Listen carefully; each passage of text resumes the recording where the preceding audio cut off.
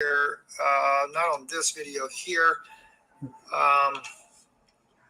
Hello, everybody. Let's see here real quick. Let me turn off my cell phone here. And who all do we have here so far? I know I saw Rita. I'm sorry, Pat Butler. Anybody else?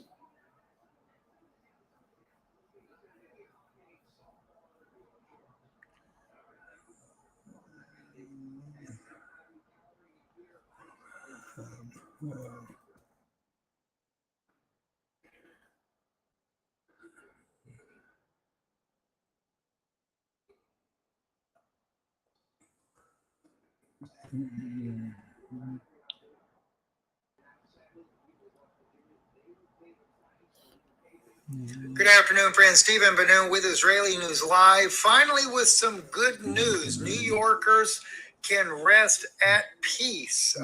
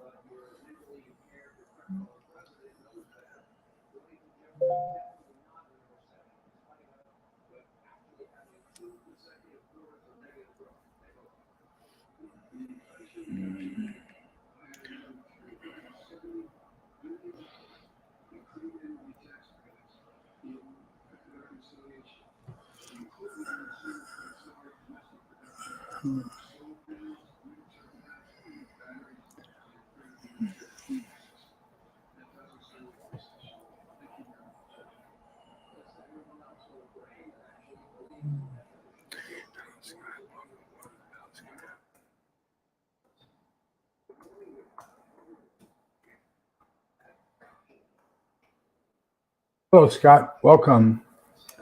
We're just waiting. I think you're the first person to show up. Pat was here earlier, and she said she'd be back. Uncle Al is usually the first one on, but we'll see where we are. Scottish Urban Prepper, hello.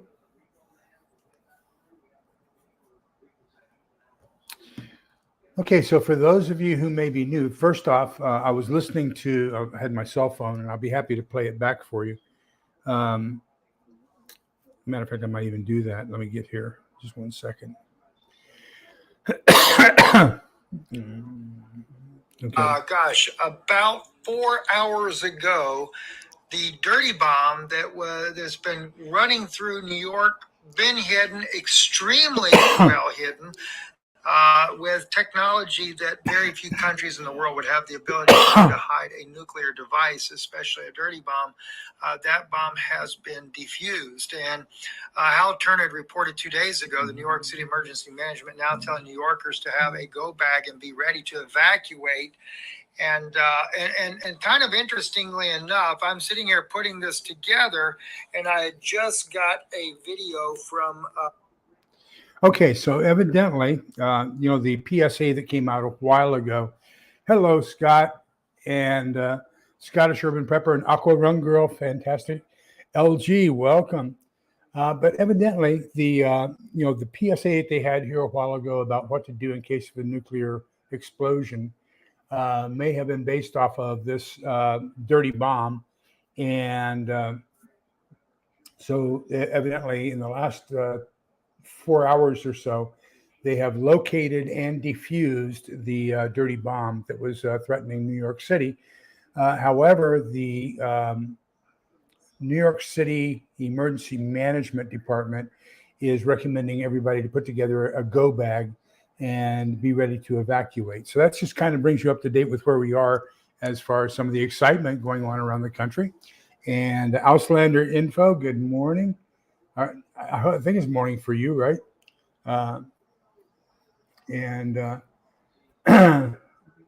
So that's been kind of a whammy, I guess, for us, but where we are. Okay, so tonight we're talking about the revival, which is book 2 of the Stonemont series by Stephen Smith. So this is a continuation.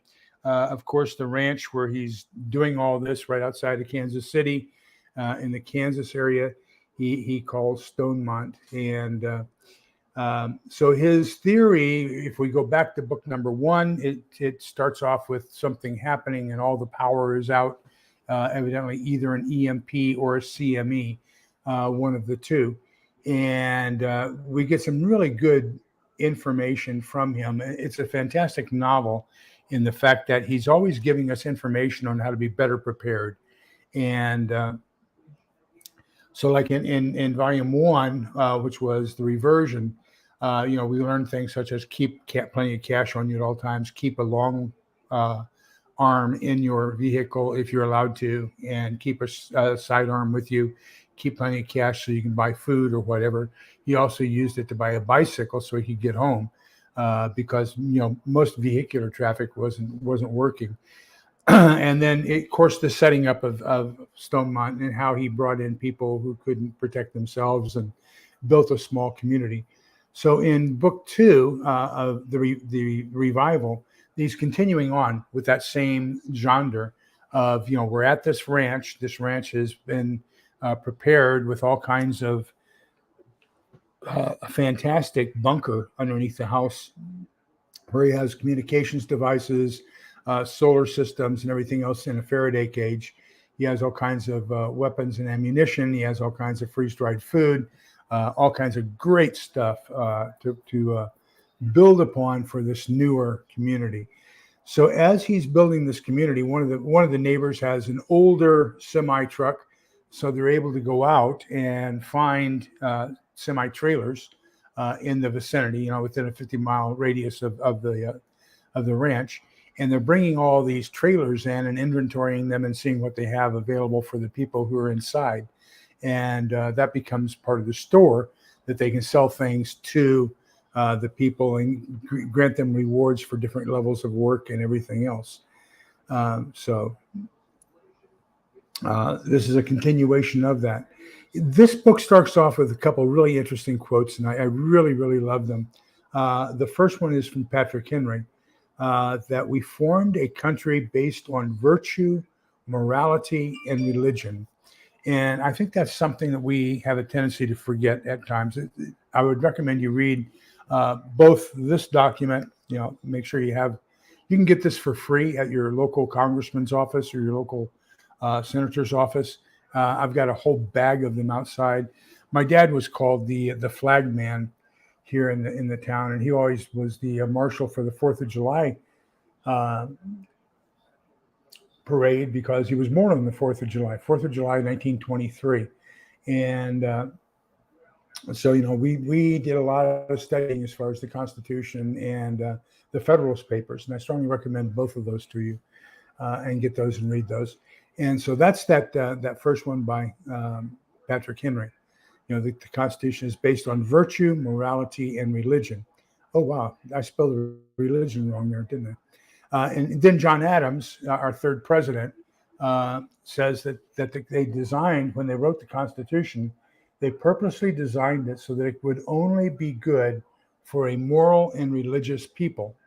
And so when we take a look at where we are in the U.S., of course, there was the Treaty of Trent in I want to say it was 1817, but somewhere very early in the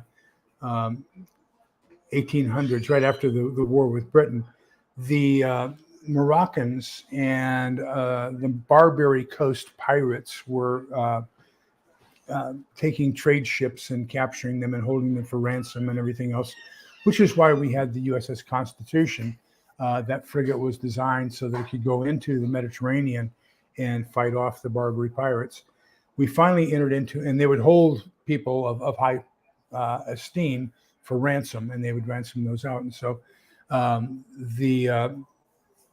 we finally signed a peace agreement with the Barbary pirates and the Barbary Coast Turks and Muslims, and that was called the Council of Trent. And in the Council of Trent, when they said and I'm getting to that, Auslander, when we signed the Council of Trent, remember that the Barbary pirates were all Muslims, and so they said that they would only sign a peace agreement with us if we were not a Christian nation. And so in that agreement, the powers that be proclaimed that the United States is not a Christian country. And so, I looked that up, the Council of Trent. Very interesting. I was unaware of that. A British friend of mine pointed that out to me. And as a matter of fact, he's a British Jew. And so he pointed out to me that there is an official document that says the United States is not a Christian country. And I think when we take a look at it, Auslander, if we take a look at the founding fathers, if we take a look at George Washington, then Benjamin Franklin, Thomas Jefferson, John Adams, John Quincy Adams, all of them were Masons. And in Mason, in order to become a Freemason, you have to be a monotheistic religious person. And so that's typically considered to be the Christian religion, could be the Muslim religion, or the Jewish religion, because all of them have one deity. So that's how that came about. And so they believed in a religious, meaning monotheistic, and did not prescribe which form of monotheism that it was. Okay, then they talk about building up their teams, and they have Mike, who is a retired or an ex-Marine sniper, and Mike is building some teams. They have scout teams, and within these scout teams, they also have some snipers. So we start developing all these plans that they want to do, and as they're coming up with plans, Mike and Christian implore Jim Wyatt, the head of the place, to make sure that we have some PACE plans. So do you remember what PACE is in the book? So it's 4 different kinds of plans.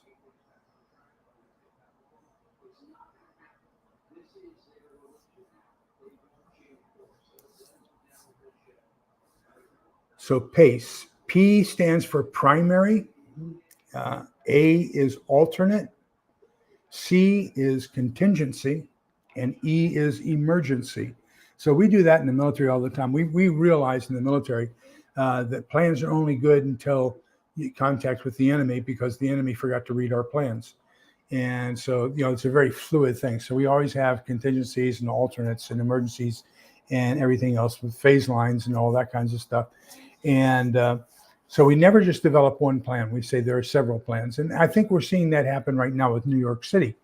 Originally in New York City, the public spot announcement, public service announcement was, to get inside, stay inside, and don't come out until the all clear is signaled. And now that they've supposedly recovered this bomb, they're saying that now they want everybody to be prepared to evacuate. Now, I don't know. I really have my doubts about that, because when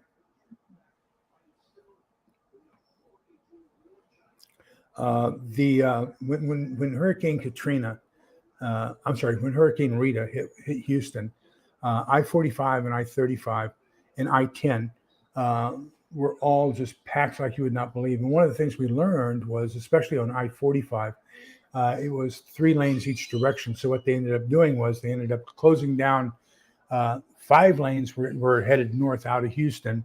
1 lane was for traffic heading south. And then they did the same thing with I-35. I-10. I-10 heading west out of Houston. They did the same thing. And, Houston is nowhere close to the size of New York City. So I don't know how they're going to be able to hey, Stephen, how are you doing? So I don't know at all how they can plan to have that kind of a evacuation plan. But once again, Mike and Christian both urged Jim Wyatt to have a PACE plan. That's so primary, alternate, contingency, and emergency. And look at this, people. What I would like you to do is integrative preparedness is joining us. And this is Stephen C. Smith. So he is the author of the book that we're doing tonight. We're doing the revival. This is next month. This is this month. So right now, this is Stephen C. Smith, and he's the author of the revival. So Stephen, can I send you a link and bring you up and let you come on live with me?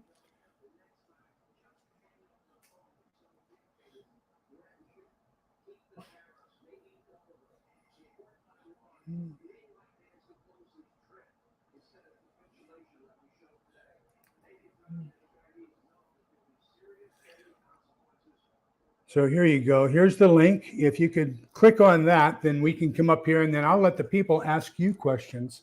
The next thing that I wanted to kind of stress was the fact that as I was telling you, Mike started creating these teams, and okay. Hopefully we'll get some good questions for you here. Mike started training these scout teams, and so they're based on a 4-person, what's called a pod. And what they wanted to do was the entire effort of getting these scout teams trained up in tracking, in marksmanship, in security, and they're trying to develop their own kind of miniature special force for protection of the group, as well as going out and doing some of their major enforcement, let's call it, in the local area. And so if you take 2 pods of 4 people, then you have 8 people, and they're calling that a squad. And then you can put 3 pods together and form a team, like a strike team or something. And it really goes into really good detail. They encounter a character by the name of Grim. And Grim is another one of those. If you remember back in last month, we had the school situation where they were kidnapping women and abusing them and using them so that they could raise money. In this case, it appears that Grim is doing the same thing, kidnapping and abusing women. And then a little bit worse than that, in this one particular instance, Grim and his crew are also cannibals. And so they're living off the meat, the flesh of the male counterparts of the females that they're acquiring. So they use one of these teams, and a couple teams, and then they get together with some of their allies. So they remember now we're going to end up with at least 4 different enclaves of situations where you have small collections of people living together. And you've got the original Stonemont, you've got one church, and then you've got another area that's being built up, and then you've got the area where they're building up the new Jamestown. So we've got 4 different areas. And part of that, if you go back to last month's book, we had the Vikings, which was a motorcycle gang. And if you remember, the son got stabbed by one of the people who was thrown out of Stonemont. And then Mike helped keep him alive and treated him and everything. And the Vikings became very good, very friendly, and very good supporters of the Stonemont gang, if you will. I'm going to call it, gang's not the right word, the Stonemont group, let's call it that. And so take care, Auslander. Have a great day. Please stay safe and be safe. But anyhow, so the Vikings are in on this. They've got some the other 2 locales that Pastor Pasquale and his group, and then another group. So we've got all these people coming together because they think they're going to be attacking this Grimm's group that may have up to 100 people. So they want to have a very large force. And as they're getting this force together to go free these ladies and take over the thing. I want to point out one thing. Community. Thank you, Steve. Thank you. Yeah. The Stonemont community. And then we have the other 3 communities. Fantastic. So one thing that I lost my train of thought.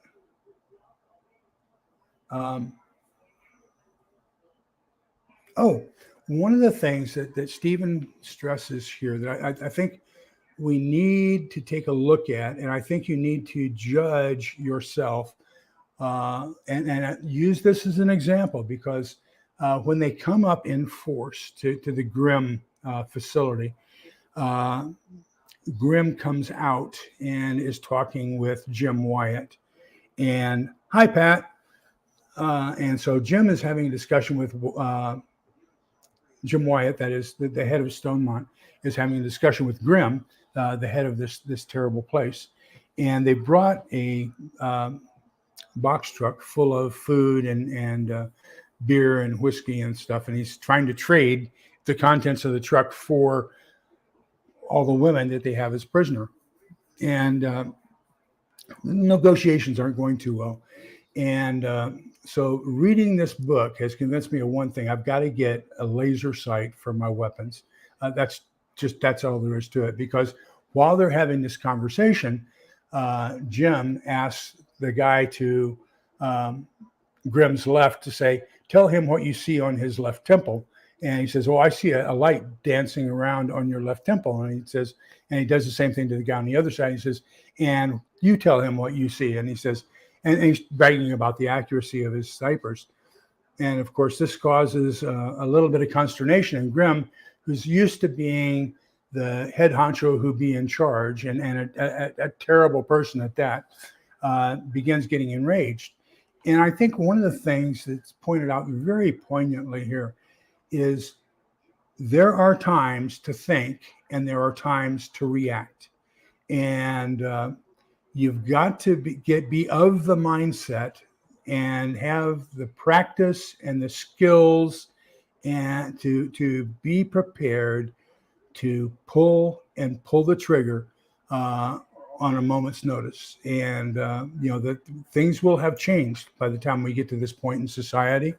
And so when Jim sees the hands clenching and the blood racing and everything else, all those signs in Grimm that he's about ready to make a stupid move, then Jim just draws and plows him full of a bunch of bullets. And then the other guys don't get a chance to react because they remember now that there's snipers out there and everything else. And they quickly put their guns down with a little bit of coercion from Jim Wyatt. But I think that's something that we have to be very, very cognizant of, that he who hesitates after SHTF is dead.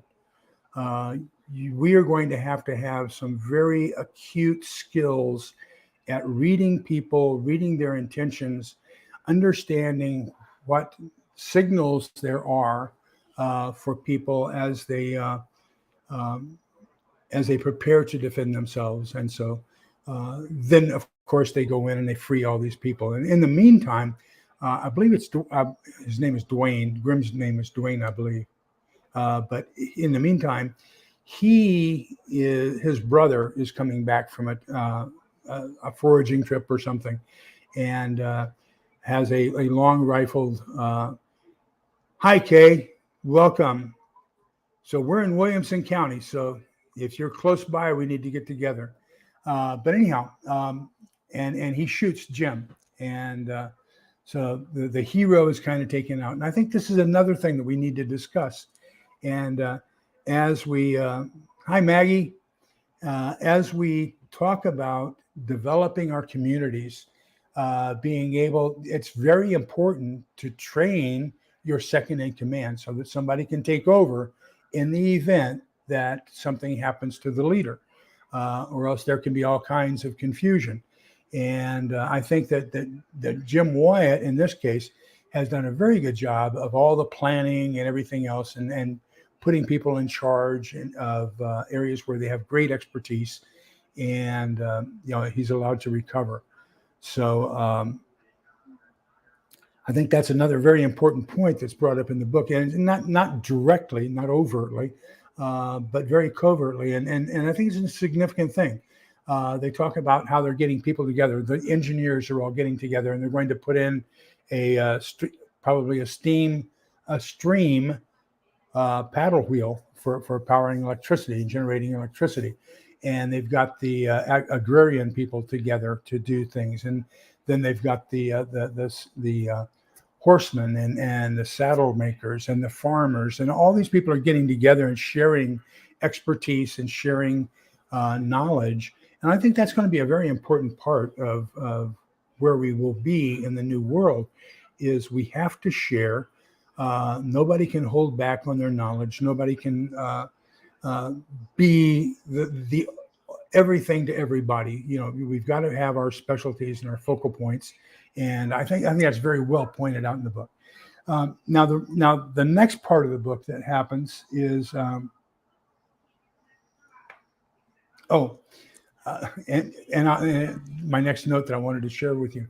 But anyhow, the next part of the book is Naomi and Christian, Jim Wyatt's nephew, are getting married, or want to get married. So Naomi's father and mother are down in the panhandle of Texas, and he is a Texas Ranger. So they're going to invite them up. So they go around and they've got this stuff that was in that bunker, that Faraday cage in the bunker, so they can make some audio tapes and some videos and get that all put together. And a group of scouts goes down to Texas to deliver the message, and then to invite the Texas Ranger and Naomi's parents to the wedding, and if they want to come and everything else. So as they're going down there, they're trying to cross over, I believe it's the Comanche River, and I may have that river name wrong, but they're trying to cross over a river. And this is something else I think we need to pay attention to. There's a group of people who have decided that they're going to take over the bridge and the road, we later find out, and charge a toll. So they're creating tolls to cross over rivers and everything else. And so, of course, the scouts don't want to pay the toll, and they go downstream a little bit and try to cross. And one of the scouts' horses stumbles and falls on top of him and kills him in the river. So only 11 of the 12 make it to Naomi's parents' house. And they tell them what's going on and everything else, and they show the videos and read the messages, and they get packed up. Now, it turns out that Naomi's father, Devlin, I believe his name is a major in the Texas Rangers. And so they tell him what happened with going back. They're going to have to go through that same thing. So they kind of go around, and they put one part down where they're going to cross over and get behind them, and another part is going to do a frontal type of assault, and that's going to primarily be the Texas Rangers. And Devlin tells him, once you're all set up, set a fire and wait 30 minutes before you go approach the bridge. And he says, well, how do we know when 30 minutes has passed? And I think this is another one of those, these books are, thank you, Apocalyptic Ben. These books are so full of little tidbits. I swear, as you read, keep a notebook handy, because it's going to be so instrumental. If you remember, we talked in SHTF, and when we did our nonfiction book club, when we talked about the survival SHTF, we were talking about predicting how much daylight we still had left. And you can do that with your fingers. So place your bottom finger on the horizon, and then every finger that sun is above the horizon is 15 more minutes of daylight. So you basically got, if the sun is on your top finger and the horizon is on your bottom finger, you basically got 1 more hour of sunlight before dusk. Well, this is the same thing. We're taught another way of applying that very same principle. And so Devlin teaches the scouts to use a sundial. And so he's going to put a stick in the ground. And so as you put your stick in the ground, you're going to put one stone where the shadow is now, and then measure 2 fingers. That's the same principle.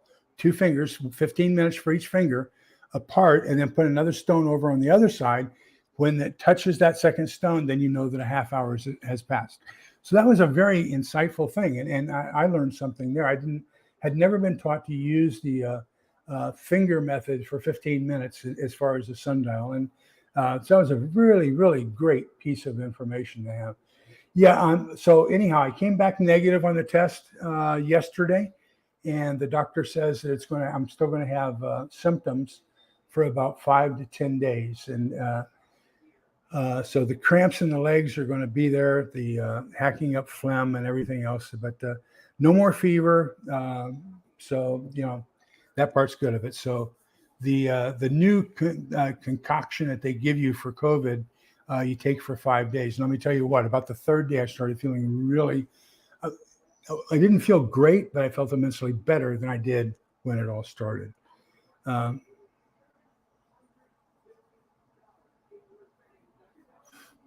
Let's see here.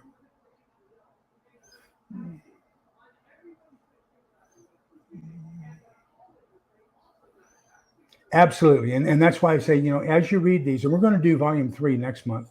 But as you read these, I keep a little notepad, and there's little secrets there all the time. If you go back and take a look at my communications video, and I talked about, we have a card system we use here for our mag here in the area. And but I learned from the first book when Naomi approached her aunt, and that there was a technique that we're taught in the first book, in the reversion, where one person goes up and then the other person doesn't look at them, but her aunt looked at the sun and then turned her back and then went inside. And that was the Indian signal for it's all clear. And so then Naomi didn't want to approach her aunt with Christian because that she could be being coerced to approach. So she told Christian to make sure that she approached first and set things straight, let them know that he was with her. So she went in, and then once she went in, then she cleared the coast and Christian could come in. So there's all kinds of little tidbits like this throughout the books that are just phenomenal. It's just great.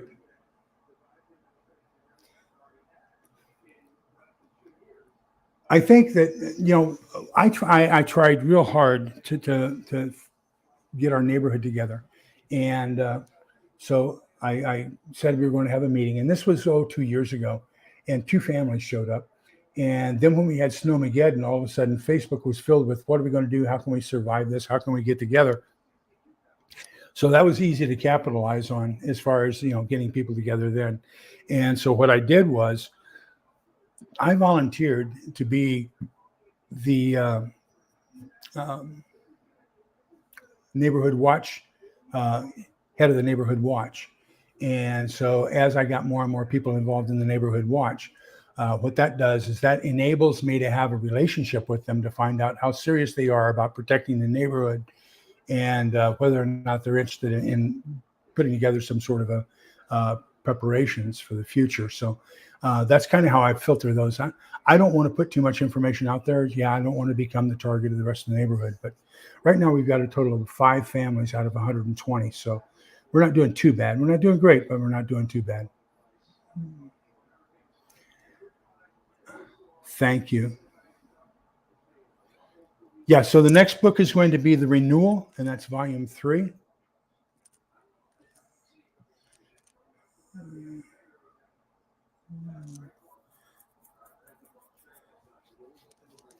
And so then I wanted to point out that 2 fingers method, and then see if any of you have any key learnings from the books that you'd like to share with other people.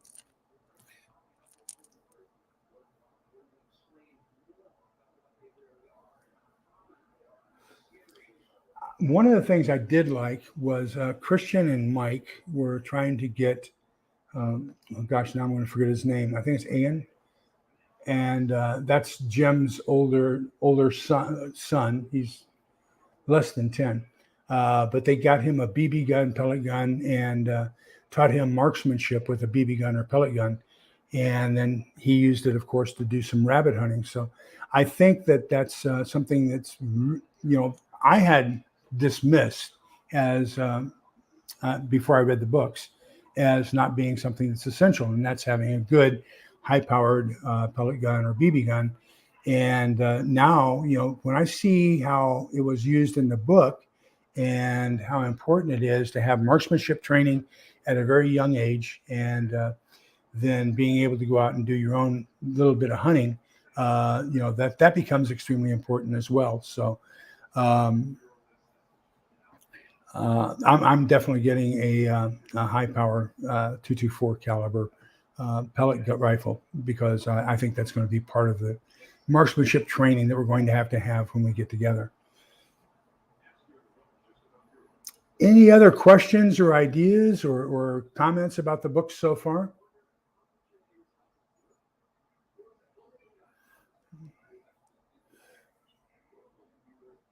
Absolutely, you're absolutely correct. And when we go back to so there's two things that I think, when Jim formed the group, if you will, the community, he said that he's going to base it on the 10 Commandments, and then of course the 11th commandment, love your neighbor as yourself, and that he would not tolerate domestic violence, and he would not tolerate teetotalers.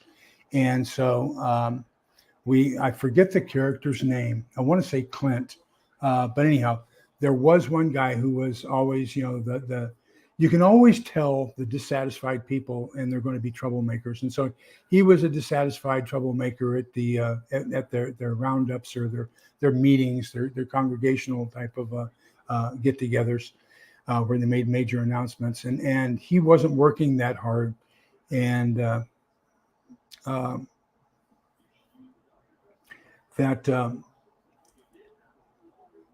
he was kind of lazy and didn't want to work. And so once he abused, what was it, his wife or his daughter? I can't remember which.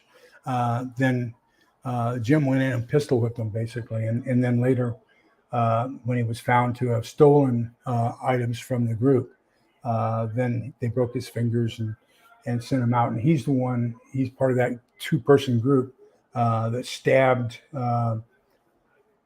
what's his name, from the Vikings. But anyhow, it stabbed his son, and then he got killed. But he deserved it.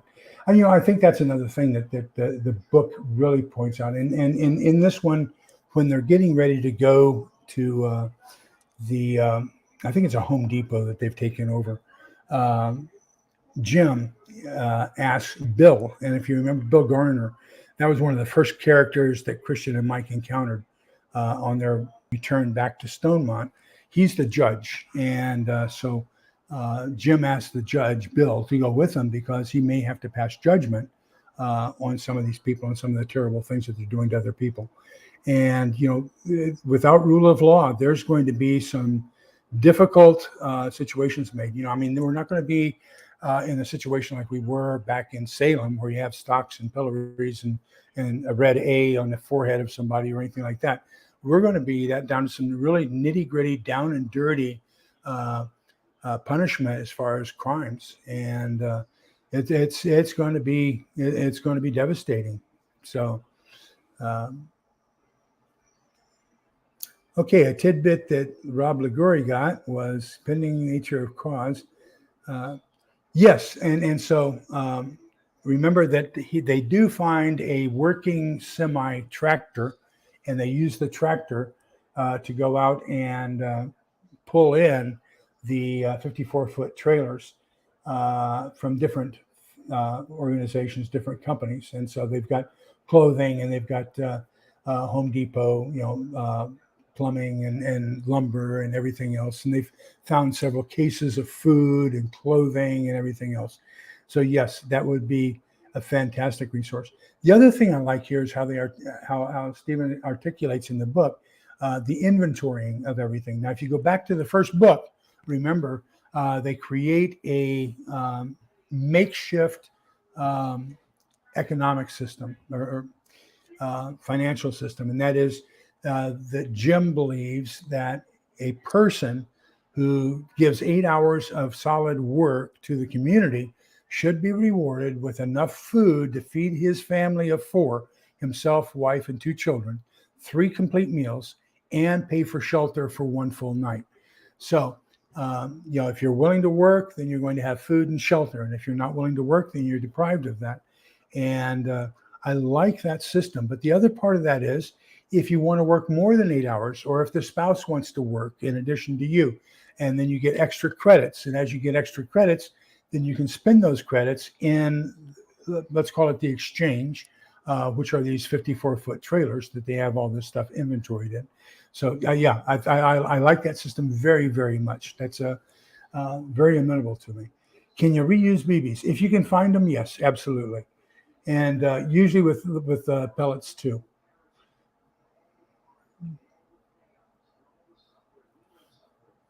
So Rob says he's in Southern California. That would definitely apply there. Yes, I have.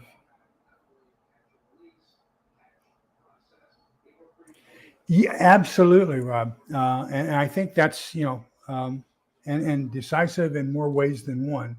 It means quick on your feet and intuitive. Being able to read people and understand their intentions and understand body signs, body signals. When I was in the Army, of course, part they teach you in interrogation school is to watch the dilation of the eyes, because people's eyes dilate as they create the truth. So my favorite philosopher of all time was a lady by the name of Edith Ann. And Edith Ann was actually, what was her name? Lily Tomlin. And Edith Ann sat in this humongous rocking chair, and about 9:57 p.m.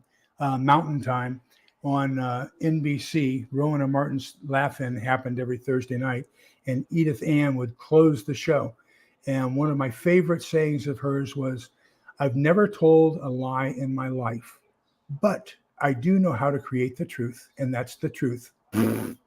And so anyhow, one of the things we learned in interrogation school is watch the eyes. The eyes will dilate when people are lying. If you notice, the Arabs, when they go into negotiations, always wear sunglasses so you can't see their pupils of their eyes as they're negotiating.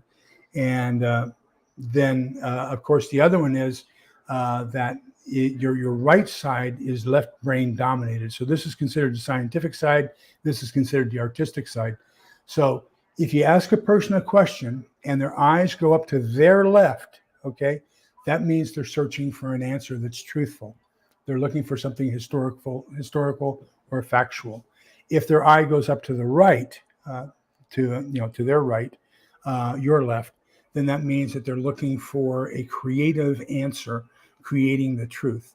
So that's another one of those little things you can do when you're looking at somebody in the eyes and see which way their eyes go to tell what their intentions are. Oh yeah, part of that was that there was a group at Fort Riley, Kansas, and I spent 3 years there. I still don't know what I was convicted of, but I did spend 3 years at Fort Riley, Kansas, and I was on my company, the 337th Army Security Agency Company, and the 1st Military Intelligence Company were both on engineer parade field. So we were at the bottom of the parade field, and there was a horseshoe, and the generals and everybody's quarters were up at the top of the horseshoe. So, but that was on the main post, and then everything's pretty much been moved up on top of Custer Hill, from what I understand, since then. But so evidently, the people at Fort Riley were hoarding MREs and other equipment, and then the general decided he wanted to be a little bit of a dictator and was kind of assuming control. Remember, we had the same thing with the National Guard that came down from Topeka. The guy had some Mexican illegals that he was using as a force de jour. And so what we're going to see is, I think it's going to be typical of, you can see it probably in the military, that you will have people who are trying to assume command without the proper authority and just exercise authority and take over on their own. We saw it in this book in the case where they're crossing the river in Oklahoma, and locals just take over. And so they even asked the sheriff of the town just south of the river crossing why he didn't try to take them out. And he says, I got a wife and kids, and and I'm the only one here. So, there are going to be people who mean well but can't. They realize the futility and the reality of numbers against them, and then there's going to be those who try to make more out of it than what there is. And so, evidently, the general at Fort Riley was doing that. He was basically commandeering stuff and trying to create something. Let me get up here. So, thank you, Roaming Prepper.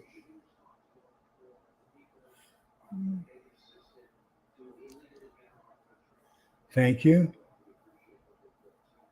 And so, how do I feel about the military sitting on MREs for a year and allowing people to die? I think that's a crime.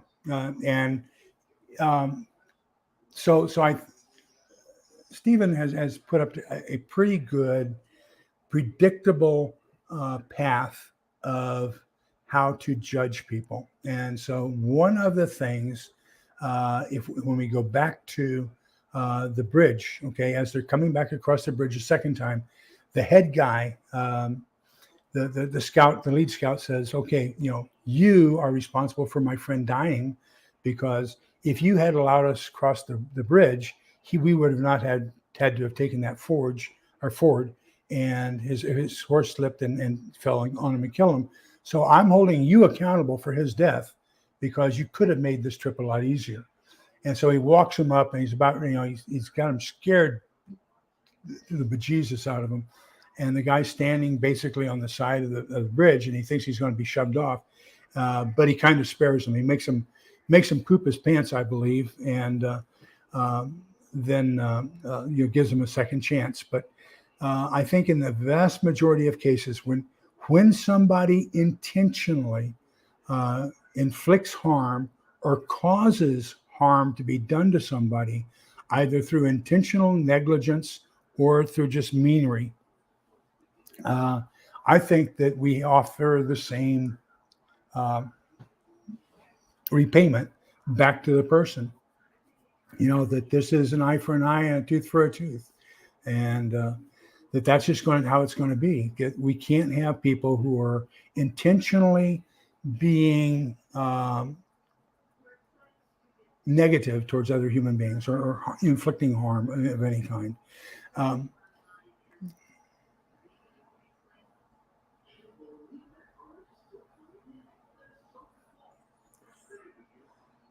Okay, let me see. Scott.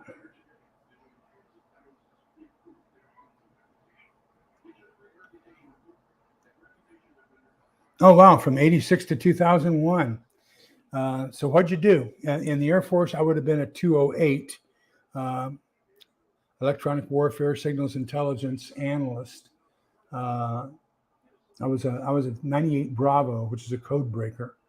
And then when they did away with that, they made me a 98 Golf Russian, which is a Russian voice intercept operator. So that would have been in the Air Force, the equivalent is the Air Force Security Service.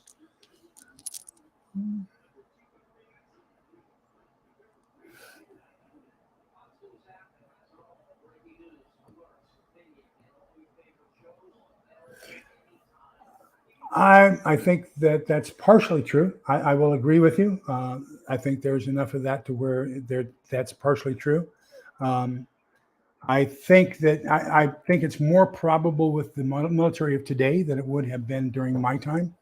I think there has been a systematic purging, especially during the Obama years, of people who were of the same ilk as I am, and that President Trump tried to restore that. It didn't have enough time to really get it done, and then of course Biden's completing what Obama began.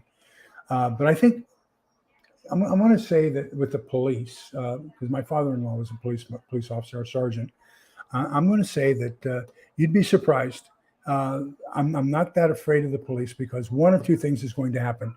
They're either going to stick on the job, and those are going to be the people you really want on the job. Those are the ones who are dedicated to public service and the public good. And remember, they're forfeiting taking care of their families in order to take care of the public good. So there are going to be that's true. There's going to be that group. The other group are going to be people who are going to put their family first, and I don't think they're going to be out looking for opportunities to take care of anything. Their main concern is going to be protecting their family. So I don't see them getting that involved in creating anything as far as a small illegitimate government. Now, politicians, I tell you what, we got to watch them. They are going to build their own little cronies and everything else. And yeah, I think that's, I agree. Um, Up until the time that we announced this new exercise going on in Venezuela and Nicaragua, I told people that my intelligence analysis told me that neither the Soviet Union nor China could effectively deploy more than 1.5 divisions to assault against the U.S. They didn't have the aircraft or the ships to get them over here, and that's provided they survived 100%, surviving our air defenses and our sea defenses, which won't happen. So, but now that we've got these exercises and they're moving units into Venezuela and Nicaragua, I can see that there is a possibility we could be invaded by the South. But once again, I see that as only being a couple divisions.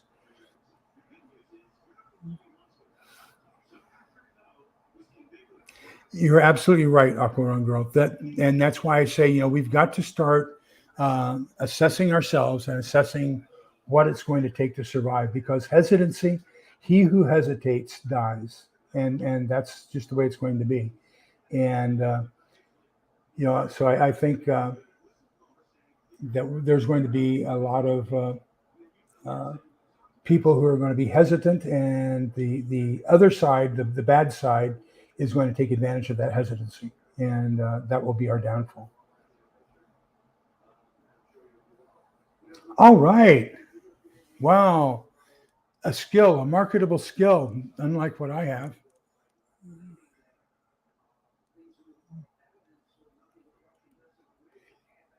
You're quite welcome, Joe.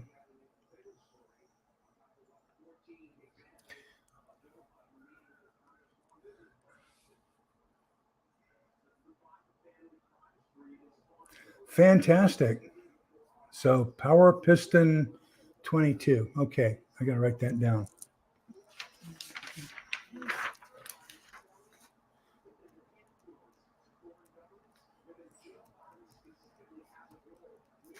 Okay.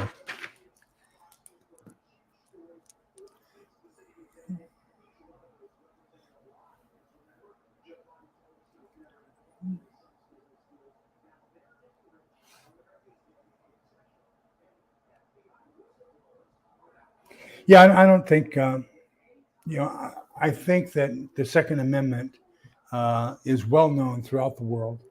The UN wants us to do away with the private ownership of guns, and for the very reason that nobody can completely occupy us. Now, I always get involved in these discussions about um, foreign troops coming in and taking over, and everybody has this Red Dawn mentality. But let's take a look at this for just 1 second. France is about the same size as far as square kilometers as Texas. The Nazis in World War II took 30 divisions to occupy France, and it was not 100% occupied. They still had the Vichy area down in the southeast, and I mean, so they did not at any time have full 100% martial law in France. They just didn't have the strength. Now, in the United States right now, we have 7 U.S. Army divisions. We have a total of 2 Marine divisions, so that's 9. And then if you add in all the others, reserves and National Guard, we have a total of 17 divisions. So if 30 divisions couldn't handle the size of Texas, how are 17 divisions going to handle martial law of the entire country? I don't think it's going to happen. And so I don't think we can do it. I don't think they can do it. I think that there's going to be an awful lot of situations like we've seen in both books, where locals are going to have things, and it's going to be gang controlled. And some of the gangs that are out there already have very good what do you call it, hierarchy established.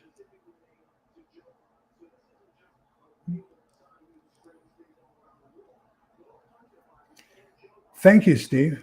Appreciate that.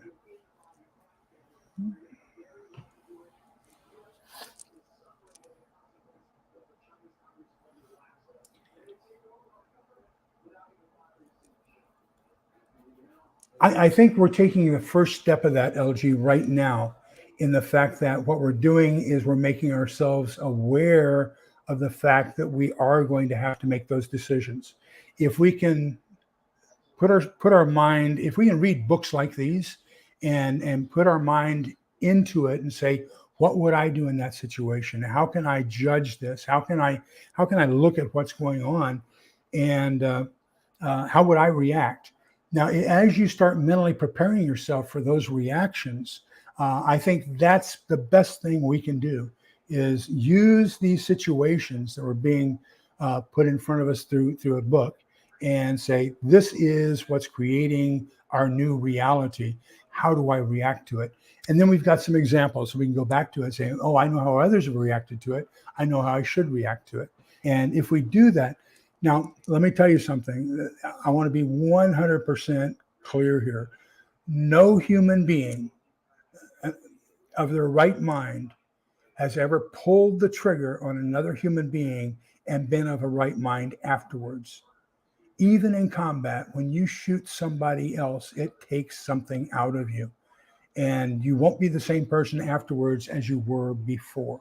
So a lot of us think that we're really, hunky dory. We can shoot away. We can, we're pretty good at Nintendo. We can do the shoot on Nintendo or Atari or anything else, and get by with it. But when you pull the trigger and you see somebody's torso explode, you become a totally different person. And that's just the way it is. I believe that the insanity plea is anybody who takes another human life is at that point in time insane.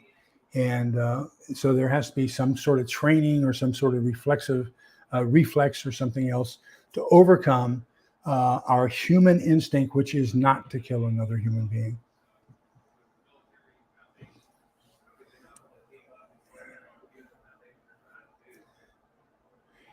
Absolutely. Absolutely. I wholeheartedly agree.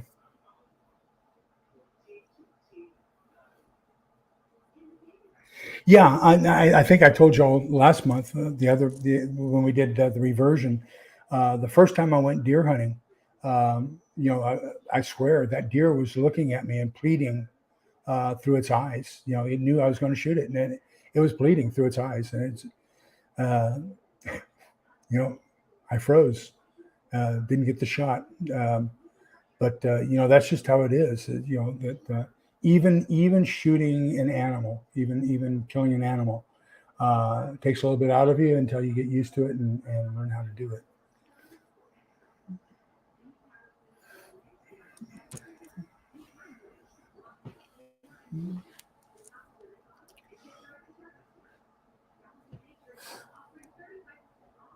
So then we have one of the things that I think that the book is doing a very good job. We've seen it both in the reversion, we've seen it in the revival, and as I'm getting more and more into the renewal, we're seeing a part of it too, and that is taking a look at some of the makeshift things that people have to do in order to survive in a post-apocalyptic world. And so we've got and how different things can become so important. And I go back to that book of lists in chapter 6 of our nonfiction book club, which we do every Tuesday night.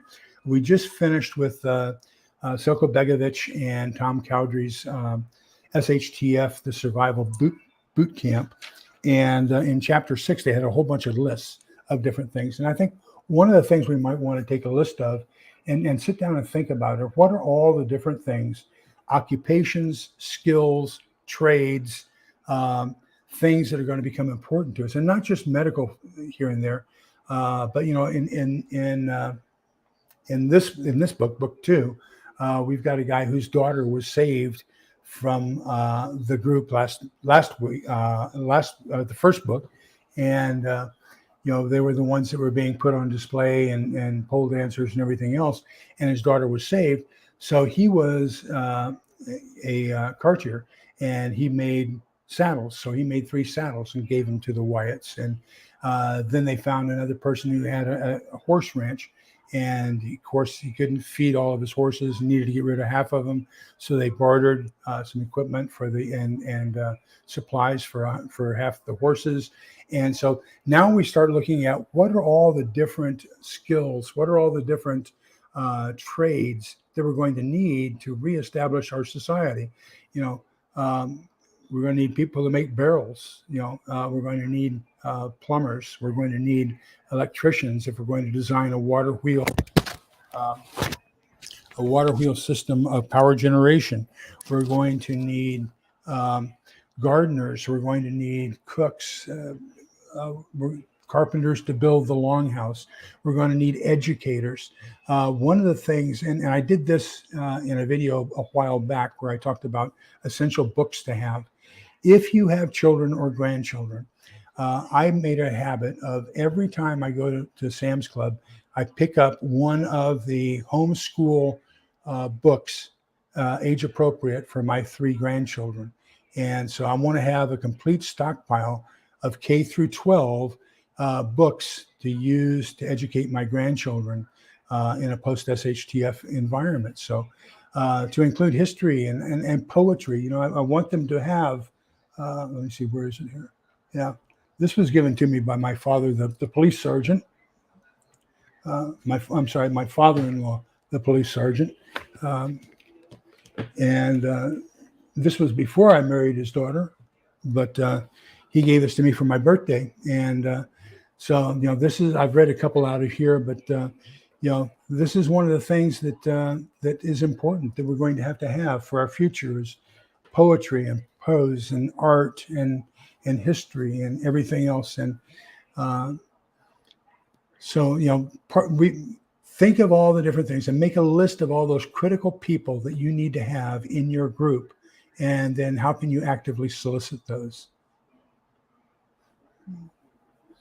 Absolutely. And what do they call it when you make shoes and boots? Metalsmithing. Absolutely.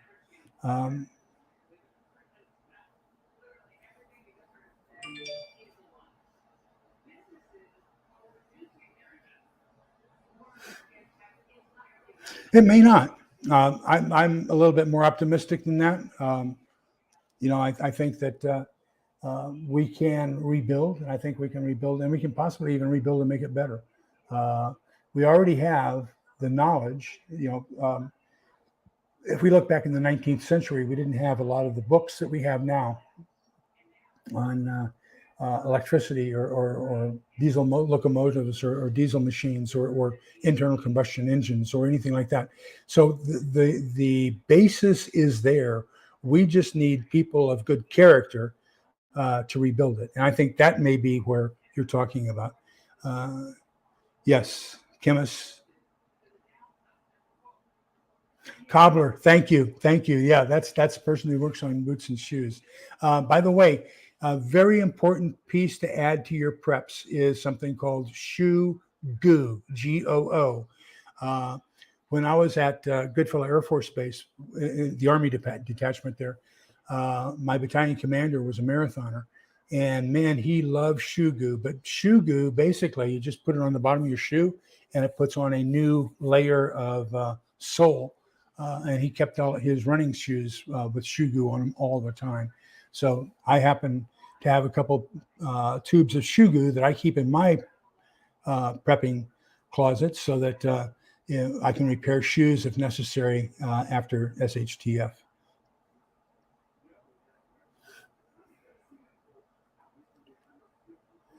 I believe that's true. Yeah. I'm hoping people will be kind. I'm hoping that the like-minded people will join together, and those of us who have motives of helping other people live will be in the predominant majority.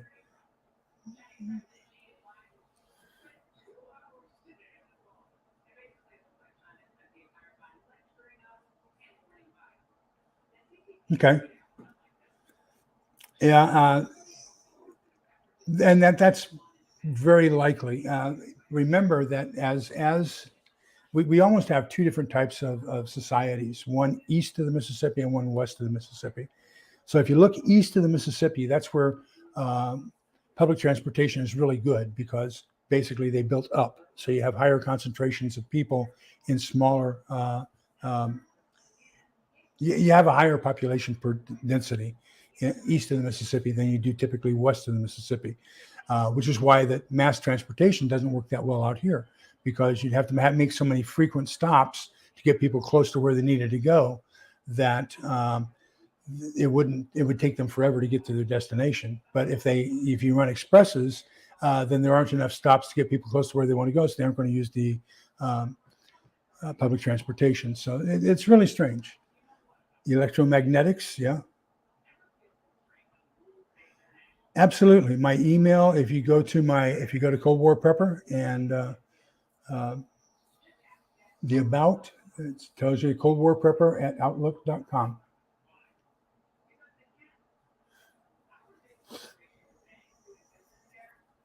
Okay, any other thoughts, questions, or ideas? We've been at this now for over an hour. Golly. Hour and 6 minutes.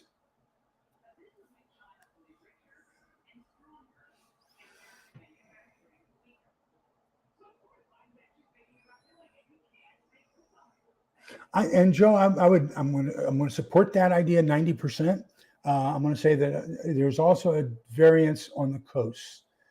So I see that the people on the West Coast are pretty much the same mentality as the people on the East Coast.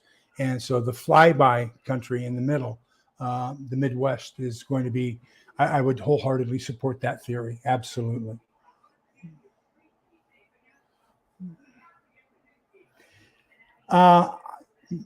This is my personal opinion. If I don't think that we want to go into a whole, all-out nuclear warfare, I believe, my personal belief is, if you can accomplish the neutralization of the enemy without doing any nuclear radiation, that the better off you're going to be. I don't think we're going to have any ground bursts. I don't think that, if they want to take over the country, they want our resources. And so if you have a ground burst, you're going to throw up a lot more, it digs that crater and then it throws up a lot more stuff to come down as fallout. If you do an air burst, then you have minimal fallout. You only have the fallout from the irradiated stuff from the direct blast itself. And that doesn't take too long to come down. They call it black rain. But if it were me and I was to take over a country, EMP would be the way to go. I think that that's the dead man switch that we all forget about, and I think that's how it's going to go. So William Forsythe in his book says that if an EMP were to hit the U.S., 90% of our population would be dead within a year, and I believe that that's a fairly accurate thing to say.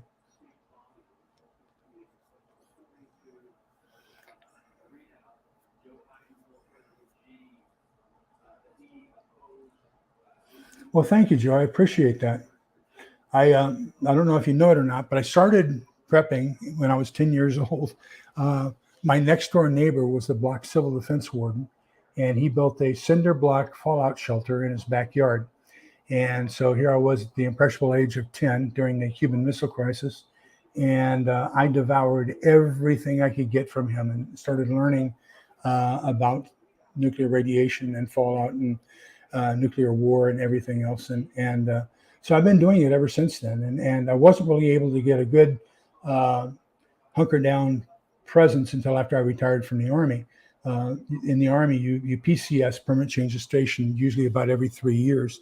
And every time I got together a nice little stash, it was time to move, and then I would exceed my weight, and I'd have to pay astronomical values to ship that stuff.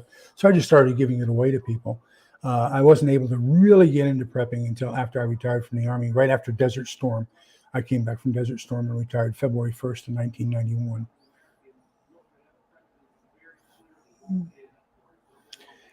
Thank you, Aqua Run Girl. Yeah, he was here with us. He might still be here with us, but Yeah, I think he's done a phenomenal job with these books, just unbelievable.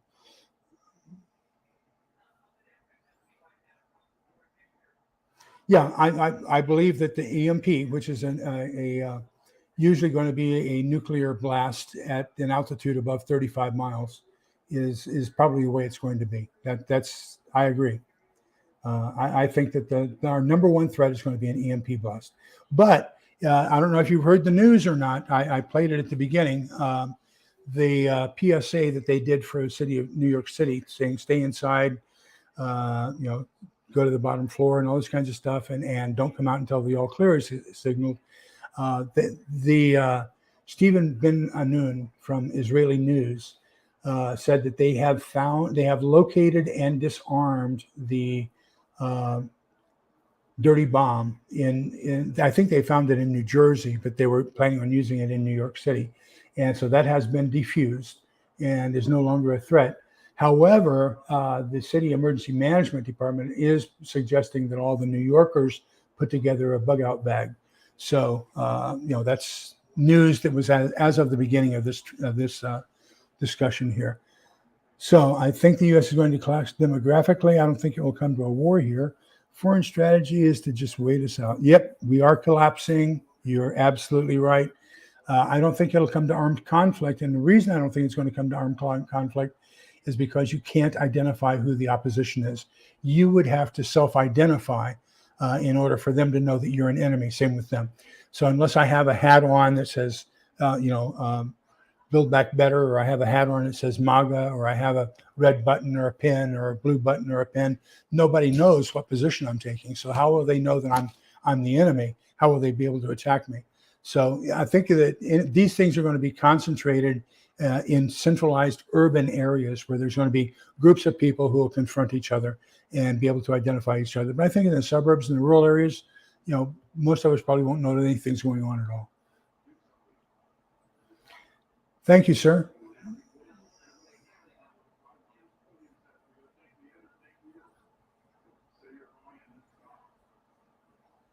You're welcome. Yeah, so I don't think that I don't have any bumper stickers. Well, I've got two. I've got one that says U.S. Army retired, and I've got one that says military intelligence. And that's it. Okay, Stephen, thank you. So this is the author, Stephen Smith, and he's been paying attention to us. And just remember, we're going to be doing his volume 3, which is the renewal for our August meeting. I'll have the links for these, and we can do this one of two ways. Write down Integrative Preparedness. That's Stephen's YouTube channel. If you go there and you want an autographed copy, it takes a little bit longer to get it, but he does autograph copies of his books, and we'll send them out to you. So I strongly recommend, if you want an autographed copy, go to his YouTube channel, Integrative Preparedness, and let him know that you would like there's a link in the about, and you can get an autographed copy from him, or you can get it quicker through Amazon. It just won't be autographed. But thank you, Mr. Smith. We appreciate you being here and keeping me straight. I'm sure if I had said something out of place, you probably would have kicked me in the tush.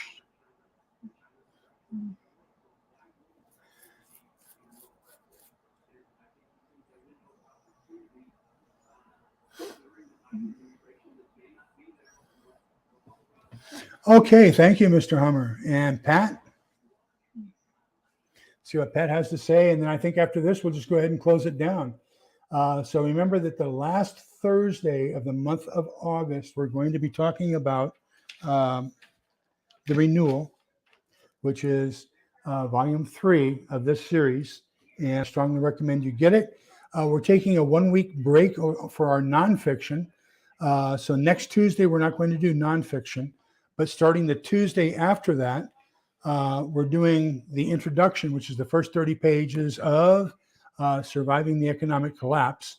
And this is Fernando Ferfel Aguirre, and his discussion about the economic collapse and revolution and everything that happened in Argentina in 2001. I like I like the fact that we're doing the fiction. That gives us some of the things that Stephen has identified, and he's retired law enforcement, by the way. So he's identified a lot of things, and he's putting a lot of that learning in his books that I think is very appropriate for us. But I also think that we're getting an awful lot of been there, done that by reading Selko's book and by reading Furfall's book. So I hope you will join us, and you've got 2 weeks now to get and read the first 30 pages of Surviving the Economic Collapse by Fernando Furfall Aguirre. And then the last Thursday of this month, we're going to be doing Stonemont Volume 3. Okay, let me see here.